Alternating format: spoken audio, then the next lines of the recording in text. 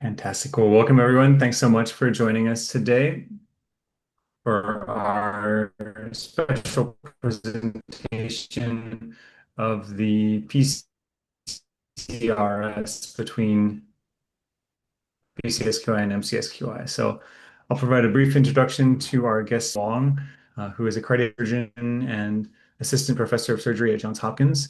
She holds a PhD in computational biology and bioinformatics from Duke. And additionally, Dr. Wong directs the Cardiovascular Precision Medicine Laboratory at Johns Hopkins, which integrates cardiac surgery, computational biology, and bioengineering.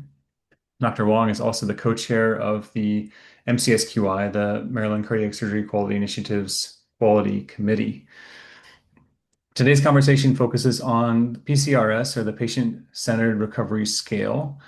Dr. Wong first presented a PCRS at the STS annual meeting earlier this year, and this project focuses on expanding the view of PCRS to both MCSQI and VCSQI in one of the first collaborative efforts between our organizations.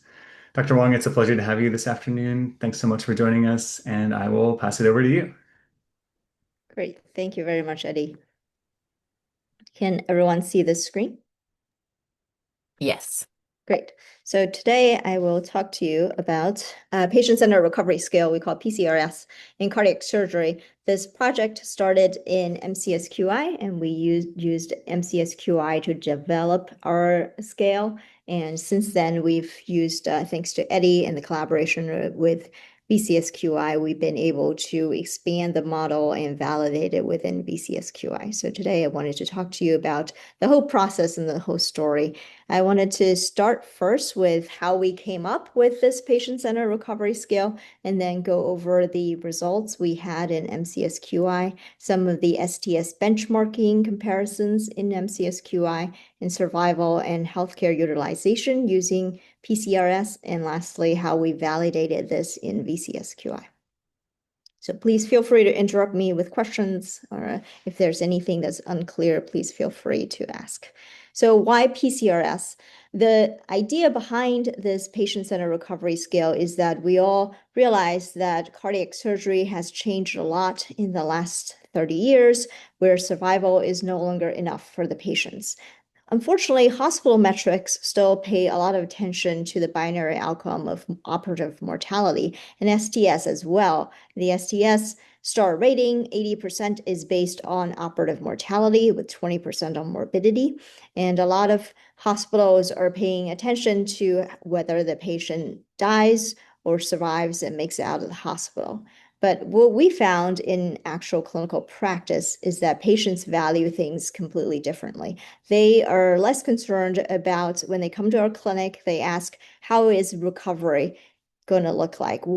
How long is it going to take for me to get back to my normal activities? How long will I stay in the hospital? What's the chances of me having a specific or serious complication? So patients values something completely differently. And we think that patients value the quality of recovery much more so than whether they make it out of the hospital or not. Not that they don't care about the mortality, but because cardiac surgery mortality has gone to be very low across the board, I think patients tend to care so much more about their recovery now. So with this in mind, we wanted to develop a scale that's patient-centered, that's an ordinal scale that can distinguish different types of recoveries for patients, and that's ready to use without having to go out and collect specific patient data, something that we can use by just accessing the STS registry database. So that's how we constructed PCRS, and it contains 4 domains. The first one is the ICU length of stay, and a lot of this came from the ERAS literature. And we tend to think that if patients spend less than 2 days or about 2 days in the ICU, they usually have had good recovery. If they spend 3 to 6 days, sometimes that means they have some minor setbacks. And if they spend up to 2 weeks in the ICU or more than 2 weeks in the ICU, usually they have a prolonged recovery or some type of long-term impairment. The second metric we looked at is the discharge location, whether the patient went home versus going to a rehab, or they were still in the hospital by 30 days, or they go to a SNF, versus if they're still in the ICU by 30 days, that usually means they have some kind of long-term impairment. In postoperative complications, we divided this into whether they didn't have a complication, had a minor complication, or major complications, and I'll show you in the next slide what these mean. And then lastly, whether they were readmitted back in the hospital within 30 days, did they get readmitted for minor issues or minor procedures, or some major issues or major procedures. And we decided the final grade of out of all these 4 domains, it will be the worst domain. So I'll explain that in a minute as well. So here are the definitions for the domain. Specific ones are in the complication category. For example, if patient had a prolonged ventilation or reintubation or pleural effusion requiring drainage, these are considered the yellow or minor setbacks. If patients require readmission to the ICU, major GI complications or renal failure, or they're on temporary dialysis, these are considered major, and these are in the orange category. If patients had a permanent stroke or on permanent dialysis, or if they had permanent nerve injury, these would be the long-term impairment in the red category. And then subsequently, very similarly, we determined the categories for their readmission as well. So a note on the overall grade, we said that the worst domain determines the overall recovery. So here are some examples of patients. So this is a 62-year-old patient who had CABG, was in the ICU for 1 day, went home straight, did not have any complications within 30 days, did not have readmission. So this would be an optimal recovery patient. So we assigned the green scale. And a 79-year female who had a mitral valve replacement, was in the ICU for 4 days, had to go to rehab and developed a post-op effusion needing a thoracentesis, but did not have any readmissions. So this patient had three yellow scale for the 3 categories and green for 1. So the overall, because we consider the worst recovery scale, so that would be yellow for this patient. And the next patient spent 2 days in the ICU after their AVR CABG, was discharged home, had a post-op pacemaker placement for a complete heart block, and then was readmitted for having a DVT. And this patient, because of the complication and because of readmission, is assigned an orange scale. And the last patient, who spent 7 days in the ICU, went to a SNF, also had phrenic nerve injury and had to be readmitted for supratherapeutic INR, is assigned a red scale because of their complication. So why do we do the worst domain versus a weighted score? We know that STS metrics, it uses a weighted score, 80% mortality, 20% morbidity. But we thought that the worst domain is what the patients actually experience. For example, here are 2 patients. One of them, the first patient, is 79 years old, 4 days in the ICU, pleural effusion, and no admission. So this patient, if using a weighted sum, would be a yellow, and using our worst domain would also be yellow. But look at the next patient. This patient who spent 2 days in the ICU, discharged home, but required a pacemaker, and then got readmitted for a DVT. Because it's a combination of green and orange, this patient would end up being a yellow. But if you use our scale, this patient would actually be orange because of their worst recovery. And we think that patients always remember their worst recovery. And we think that's easier for the patients and to understand when we're counseling the patients, as opposed to coming up a weighted scale that's difficult for them to understand, and also does not describe the worst experience of the patient, which often is what they remember the most and what they put most of their weight on. So we used MCSQI data to develop the PCRS, and we looked at over 33,000 patients who underwent STS risk-adjusted operations. So that's the 7 operations that had STS PROM calculated for these patients. And we were able to link this to HSCRC data for the majority of patients. And thanks, Eddie, for a lot of this work, getting the data. And we were able to ultimately link about 27,000 patients who had long-term data, including all-cause mortality, their inpatient and outpatient follow-up for about after about 5 years after their operation. So this is the PCRS distribution within MCSQI. So immediately we see that optimal recovery is only achieved in less than a third of the patients. Actually, most patients, close to half of the patients, had some kind of minor setback.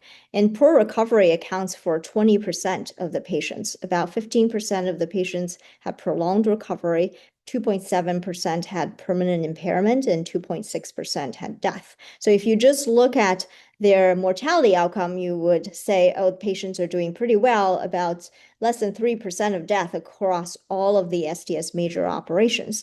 But if you look at recovery, actually about 20% of the patients, so 1 in 5, actually had a poor recovery, meaning that their recovery was prolonged or they had permanent impairment. So that result is actually a little bit of surprise to us, we thought, because we are not doing as well as we think we're doing. And then we looked at the by procedure type, and not surprisingly, it's very different depending on what procedure the patients are getting. The lower end are mitral valve repair and CABG in terms of poor recovery, having the least common poor recovery in these procedures. And then the more complex procedures with higher risk patients, for example, mitral valve replacement plus CABG, these patients tend to have more patients have poor recovery than optimal recovery.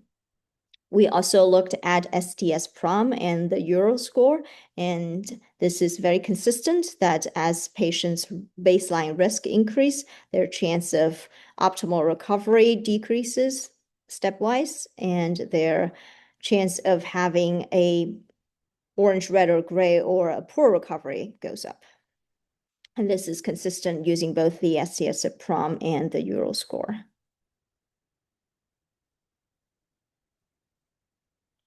So one of the questions that one of the members of VCSQI raised was this: how does PCRS compare with the STS risk models? Well, these are actually we're looking at two different things. So the STS-PROM or morbidity models want to look at preoperative prediction of how well the patients do. But PCRS is actually a postoperative observed recovery. We want to redefine the metric we're looking at. We want to redefine what our ultimate target or ultimate goal is. So this is postoperative observed recovery. This is not a preoperative prediction model. So we're looking at actually what patients experience. And STS models give you a patient level probability of a specific outcome, while we are really looking at patient level classification of their recovery course. And STS is used for risk counseling and benchmarking. What we want to do is really try to describe the recovery burden and help with quality improvement. And we're hoping that PCRS will be a complementary outcome to be adjusted if used for benchmarking ultimately. So what are the differences in recovery by hospital, since we're talking about potentially eventually benchmarking or comparing different hospitals? Well, this is the MCSQI hospitals and the 11 hospitals within MCSQI, and we looked at what are the average patients doing in these hospitals. So averaging, you can see there's quite a variety, and there's big variation in recovery scale between these patients at those different hospitals. So some of the hospitals, patients do very well. Most of them have good recovery, and some of the hospitals, actually, the majority of patients have poor recovery or have some minor setback. And we looked at, is this correlated with the STS adjusted O/E ratio? And interestingly, it is not. So if we plot the observed over expected or O/E mortality of STS against how well patients recover at these hospitals, the poor recovery, there is no correlation at all, meaning that on the left-hand side, where these are the STS 3-star hospitals, and you can see them, and they have very low observed over expected mortality or STS O/E, but they have a wide range of poor recovery for the patients. And on the right-hand side, these are all STS two-star hospitals, meaning that their ODE is usually around 1 or a little above 1. And you can see they also have a very wide range of poor recovery, percentage of poor recovery patients. So the STS mortality ODE is unrelated to how well patients recover at these hospitals. So if you are a three-star hospital, it does not mean that the patients actually recover better.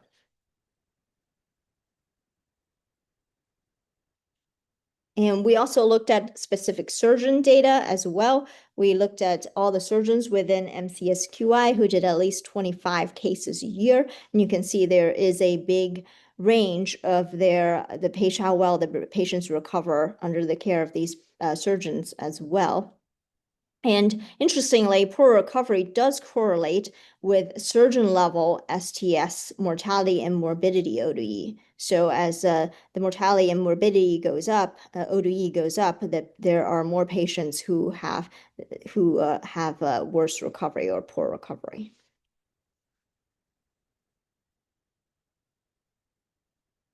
The next thing we looked at is, well, the PCRS tells you within 30 days where the patient stands.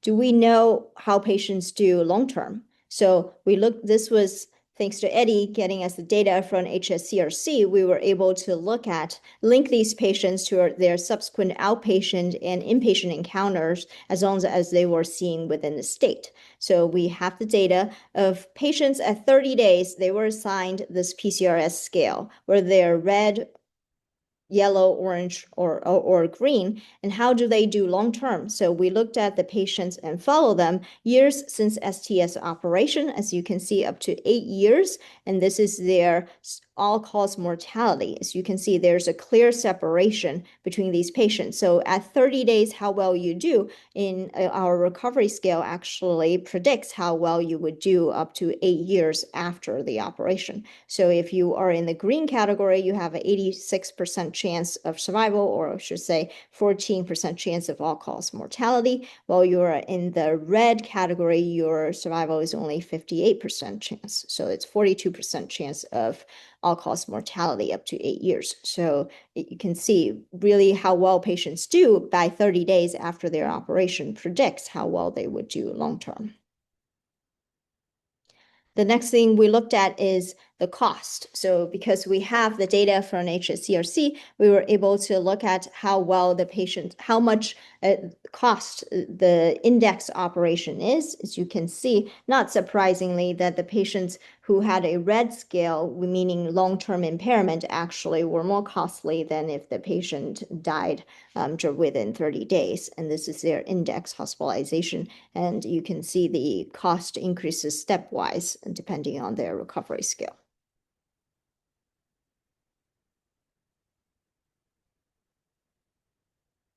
And then the next thing we looked at is how about the expected inpatient charges. And this is the expected inpatient charges in 1 year after adjusting for STS prom, looking at their recovery scale. And not surprisingly, the patient's expected inpatient charges goes up exponentially as you move from the green to the red category. And also this again is the same trend for inpatient charges in 5 years for these patients.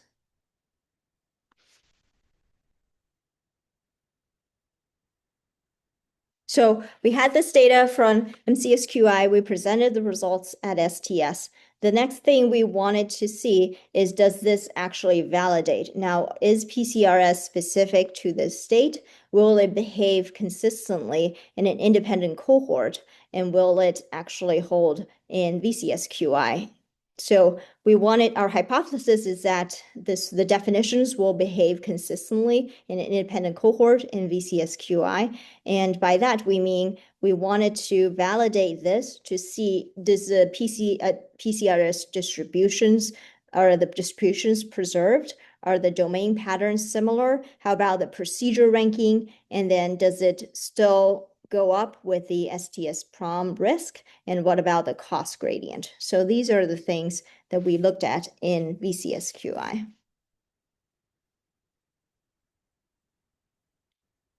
So the first thing we looked at was the PCRS grade. Is this similar in MCSQI versus VCSQI? And we were very happy to find out that it's actually quite similar. So both of these cohorts, even though VCSQI actually had a lot more patients, about twice as many patients, almost as MCSQI, the number of patients, the distribution of the green, yellow, orange, and red are quite similar in these two cohorts. So about a third patients, or a little less than a third of the patients, have optimal recovery. About half of the patients have some minor setback. And then about 15 here, 18% of the patients had prolonged recovery. And then a smaller percentage of patients had, about 3% of the patients had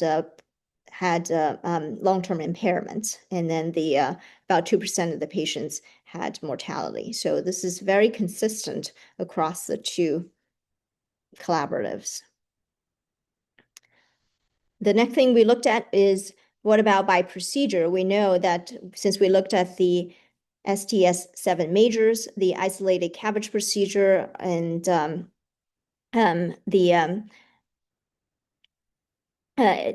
mitral valve repair patients tended to have the best recovery, and that's the same both across MCSQI and VCSQI. You can see they had the highest number of optimal recovery. And then the patients who had mitral valve replacement plus CABG, these are the complex higher risk patients, had the worst recovery, and that's the same both in MCSQI and VCSQI. And the order is very, very similar, and the number of patients, the percentage of patients in each recovery category is also very similar across both collaboratives.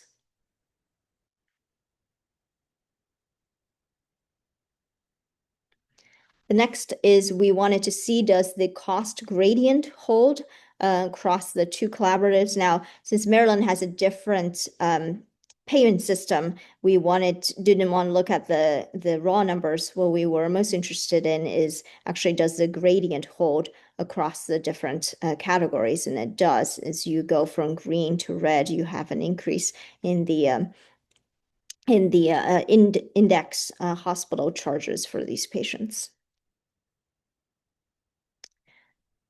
And then we also looked at hospital variability within VCSQI, because we saw that there was a huge variability in MCSQI of hospitals where patients have optimal recovery. And we also saw that in VCSQI as well.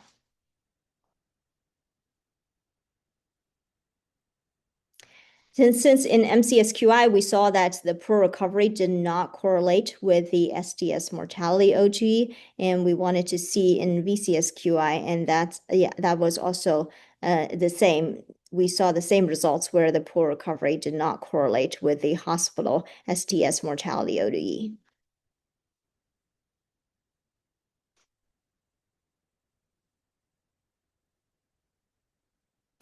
So we've talked about validating our PCRS within two collaboratives, and we know that it does statistically in the two collaboratives, it validates. But what about for the patients?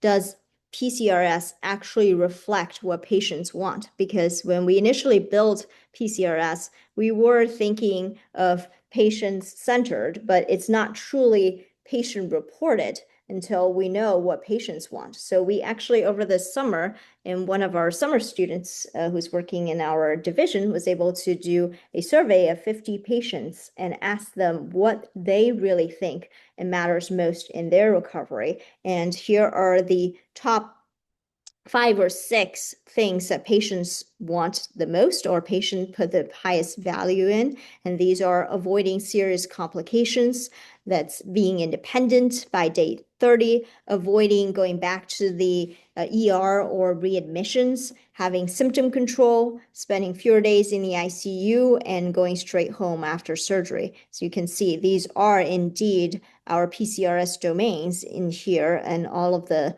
4 domains are all represented here, and avoiding complications is actually one of the most important things that patients value the most.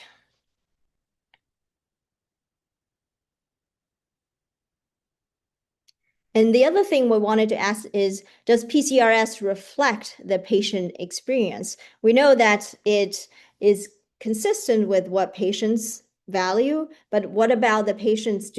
How do they actually think of their recovery? So in our survey, we looked at the patients. We asked them, what do you think your recovery is? And interestingly, it's actually very consistent with the PCRS distribution within MCSQI and also within VCSQI. So about a third of the patients thought they had excellent recovery. They were not concerned. About 50% had thought they had good recovery or fair with some minor setbacks. About 11% of the patients thought they had poor recovery or very prolonged recovery. And about 7% of patients thought they had very poor or extremely poor recovery. So it's actually very interesting. This is very consistent with what the actual PCRS scale shows. So knowing that, we have a long ways to go still to do for our patients because, again, only a third of the patients think they had optimal recovery, and about 50% had some issues or minor setbacks, and that's consistent both in what the data shows and in what the patients think.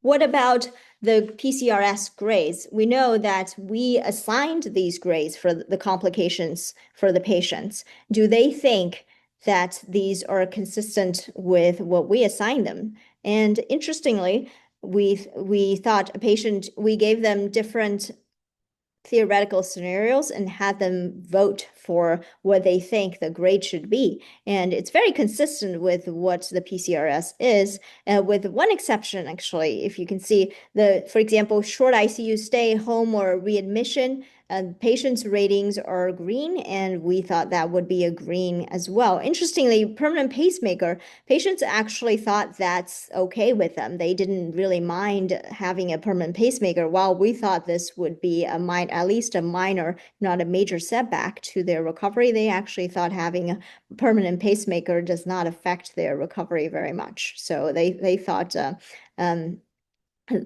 this is the only complication that they thought that was actually not as severe as what we thought.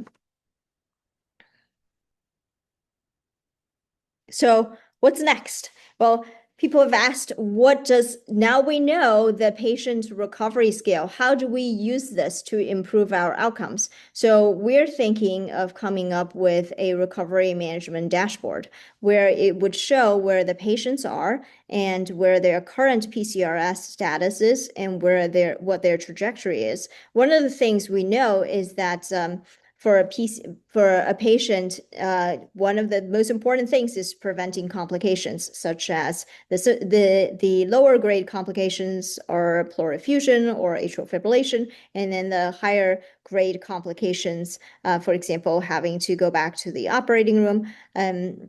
And I think one of the things we can do is to look at the complications. What are the major complications driving the patient's recovery grade and why they're worsening? Some of the things we can help to prevent having these issues.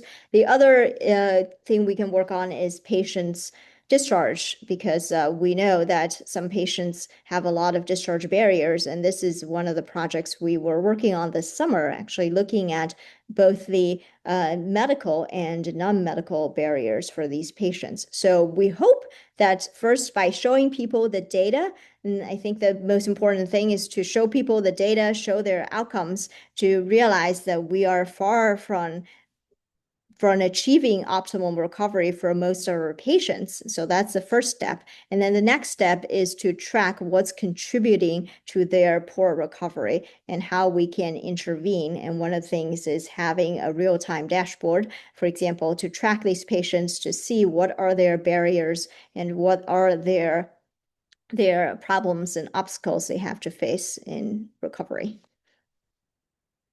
So Thank you very much for inviting me to give this talk. If you remember three things from this talk is one, that we were able to reproduce. We came up with patient-centered recovery scale. We were able to reproduce it in VCSQI without any modification. So this very consistent across the two collaboratives, the data. And interestingly, PCRS does worsen with PROM and tracks a financial burden, but its hospital recovery variation is not captured by the STS mortality ODE. So we think that PCRS adds a recovery-focused quality dimension to especially what the patients value. And we think that it can help measure how patients recover, not just whether they survive. And hopefully this will be a tool that can be used both for real-time tracking of how patients recover and in shared decision-making before the patients have an operation and when you talk to the patients. Thank you very much.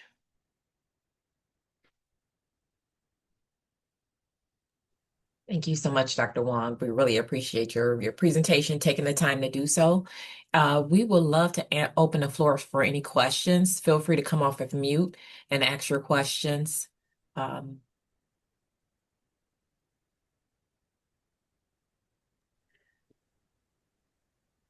There Dr. is one question in the chat as well from Marietta Nova. Mary, would you like to come off of mute, or if not, we can read your question? Sure. Sorry, I just had trouble getting to the mute button. I was just curious. Thank you. That was a wonderful presentation. And I think this is such an important topic to be including for our patients. My question was really around the applicability of the tool. And were there any other patients excluded aside from those that you mentioned that received STS risk adjusted surgeries, such as patients with end-stage renal disease or anything else that may have put them at a heightened risk? No. All the patients were included as long as they had an STS PROM calculable operation or STS major. We actually have since expanded this into the dissection patients, and we recently submitted an abstract to the ATS Aortic Symposium on the aortic dissection patients. And it's very interesting. They actually, of course, have much worse outcomes and much worse recovery than the elective patients that we see. But yeah, no, there are no other exclusions for them. Great. Thank you so much.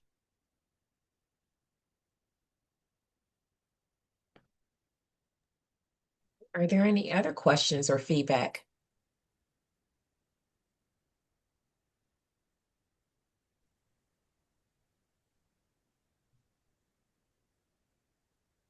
Thank you. This is Diane from Hopkins and MCSQI. Great talk. I had a question in terms of, the STS and the star ratings, different regulatory agencies and managed care organizations are looking at star ratings and looking at 1-star, 2-star, 3-star. And you're right, 80% of it is focused on mortality.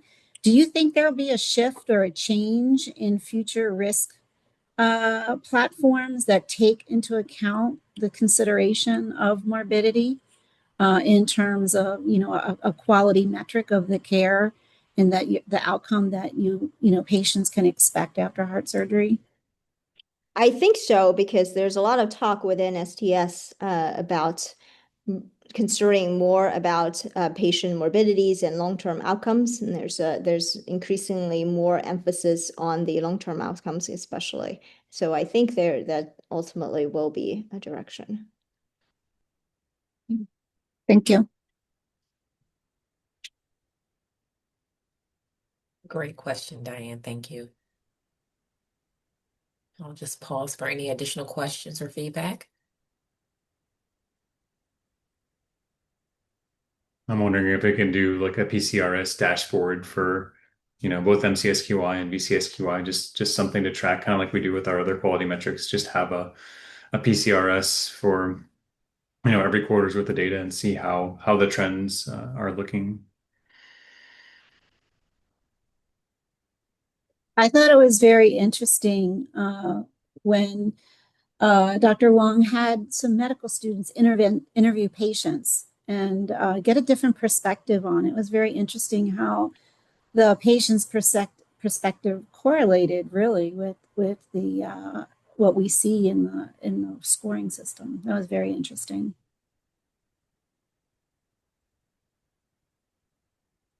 On that line of thought, Diane, Dr. Wong, did you see, like, for instance, the patients you queried, were the patients who indicated that they had no setbacks, they were green, were they also green according to PCRS? Did you like collate the patients on a one-to-one level like that? Yes, we did.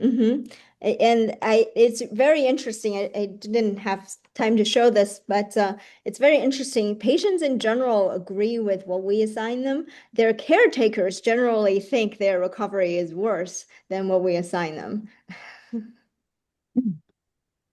I guess they probably have to spend, even when patients thought I think it's just different expectations. When patients, they think, oh, my recovery is pretty good. I didn't have any issues. And then the caretaker is thinking, oh gosh, I had to take care of this patient for a month when they couldn't drive.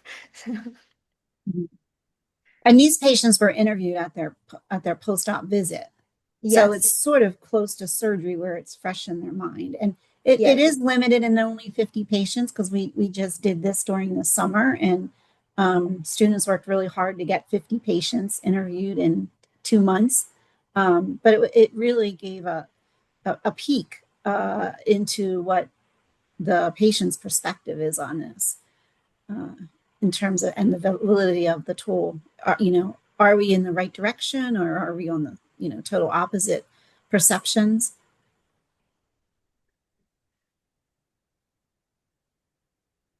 And really, really fantastic work. Are there any last questions, comments folks would like to make this afternoon? Well, on behalf of MCSQI, I would love to thank Eddie and Sherry and the whole VCSQI collaborative for embarking on this collaborative project. We are very fortunate and excited that you agreed to participate so we could do some external validation of the tool. Yeah, thank you so much. Yeah, it's our pleasure, and we appreciate you both being here today, and I look forward to our next steps with this exciting scale. So thank you again, Dr. Wong. Thanks everybody for joining us this afternoon, and we will be sure to share the recording as well for everybody's viewing pleasure offline. So take care, have a great weekend, and thanks everybody again. Have a good weekend. Thank you, Dr. Wong. Thanks. Thank you.